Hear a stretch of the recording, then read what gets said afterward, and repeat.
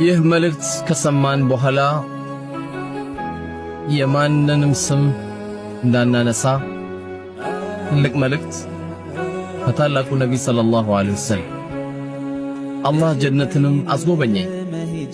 ጀሃነምንም ጎበኘው የጀነትን ጸጋ አሳየኝ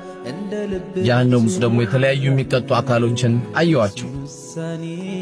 ከነዚህ መካከል አንዱ ሰዎችን አየው እነዚህ ሰዎች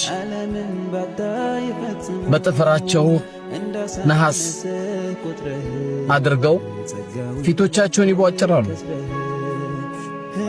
መቧጨር ብቻም ሳይሆን ከፊታቸው ላይ ያለውን ስጋ ያነሳሉ ኤም ሳይበቃቸው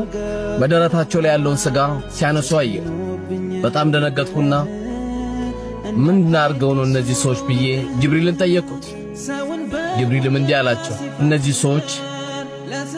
ሰውን የሚያሙ ሰዎች ናቸው ብሎ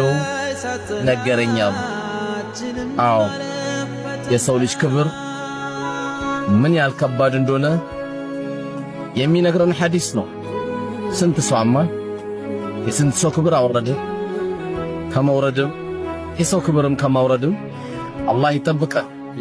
ይሄ ትልቅ መልእክት ከሰማን በኋላ የአንድ ሰው ስም እንዳናነሳ ሲነሳም እኛም ከዛ አካባቢ እንድንነሳ መልእክቴ ነው ዛሬ ወጀዛኩሙላሁ ኸይር